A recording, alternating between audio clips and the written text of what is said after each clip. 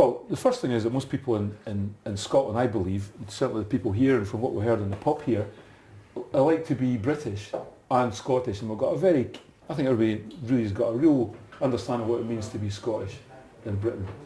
And the concept of independence is a valid thing. Most countries in the world are kind of independent.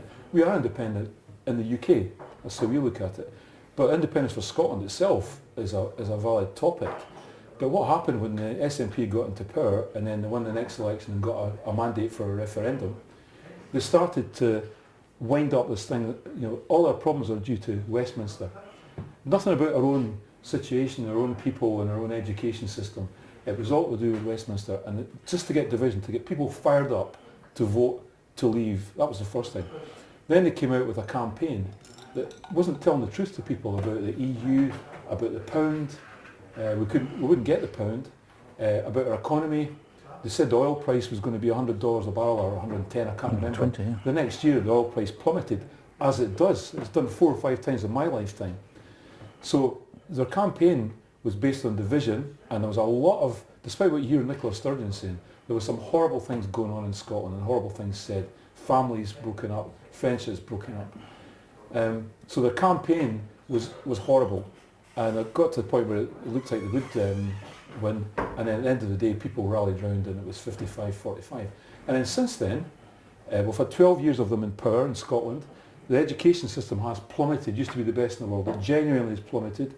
I know somebody just last week who got attacked in a school by a pupil and is being covered up, hit in the head, ended up in A&E, accident and emergency. This is the kind of thing, and the standards are going down in education. And it's the same in healthcare, housing. They're building big projects like 2 big hospitals that are way behind budget, can't open because of structural problems. They're incompetent in running a place. They've told us lies. They've caused division, and they also said this would be a once in a generation referendum. Every week, every parliamentary session, Nicola Sturgeon is on about independence, and as we've been talking about earlier, started off. When she became into power, the most important thing for her was education. And then it went back to the usual thing, it's independence is the most important thing. On the TV the other night she said Brexit's the most important thing for Scotland. And then got interviewed just shortly after it, she said, well, independence is actually more important to us. Independence is all they want, and running Scotland and making a good show of it isn't actually in their interest, because if they did a good job in running a devolved Scotland, people would be saying, well, why should we leave? And the one I'm beginning to think they want to make it so bad that we'll think the only alternative is to leave. It sounds like there's 2 pretty polarising issues going on at the same time here in Scotland, Brexit and independence. Well, I think so, and when I voted Remain, and now I think we should honour the vote, and seeing the way the EU's handle things, I think we should just get out and make our own way. So it is a divisive thing, but the question in this referendum is coming up, what's more important to people? Is it staying in the UK or staying in the EU? And my bet is a lot of people will think staying in the UK is first. And there's a big tactical voting campaign going on just now that I think is gathering force. Because I think the only people that are going to vote SNP this time, they won't vote for them for their policies, they'll vote if they really want independence. In the last 2 elections in Scotland, they only got 33% of the vote. That was on a low turnout. But even in a high turnout like the last elections, I think 70%. 36.9. 36.9% of a 70% turnout. So you could say only 1 in 4 voters in Scotland in the last election went out and voted for the SNP. How's that a mandate for independence?